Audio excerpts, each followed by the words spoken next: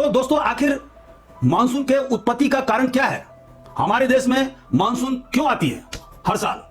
तो इसके बहुत सारे कारण हैं और सब कारणों को मिला जुला कर अगर आप देखेंगे तब आपको समझ में आएगी कि आखिर मानसून की उत्पत्ति कैसे होती है। दोस्तों हमारे देश से कर्क रेखा माने ट्रॉपिक ऑफ कैंसर जो 23.5 डिग्री नॉर्थ अक्षांश पर स्थित है उस गुजरती है।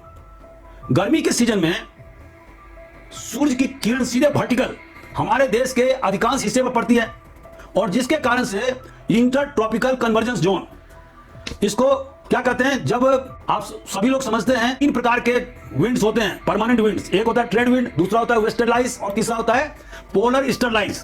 तो जब ट्रेड विंड जो उत्तरी हेमिस्फीयर से और दक्षिणी हेमिस्फीयर से आकर के विषुवत रेखा पर मिलती है तो उसको कहते हैं inter tropical convergence zone ITCZ, जहां पर कि निम्न दबाव का क्षेत्र रहता है। ठीक है दोस्तों, गर्मी के समय में समर सीजन में यह ITCZ जो है वो शिफ्ट करता है और वो पहुंच जाता है 20 डिग्री अक्षांश से लेकर 25 डिग्री अक्षांश के बीच में। और ये एरिया कहां है? हमारे देश का गंगेटिक बेसिन है। यहां पर यह भी ध्यान रखने वाली बात है कि आप सबको मालूम होना चाहिए कि जो वेस्टर्ली जेट स्ट्रीम है वह तिब्बत के पठार पर पश्चिम से पूर्व की तरफ बहती है और इसका जो स्पीड होता है वह करीब 300 से 400 किलोमीटर प्रति घंटा होता है और करीब 17 से 13 किलोमीटर ऊपर ट्रोपोपॉज के पास यह बहती है और यह जबरदस्त रूप से हमारे मानसून को प्रभावित करता है।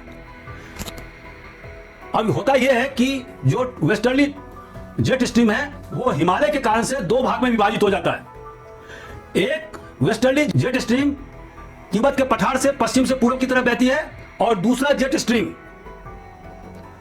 गंगेटिक मैदान में हिमालय के समानांतर पश्चिम के से पूर्व की तरफ बहती है।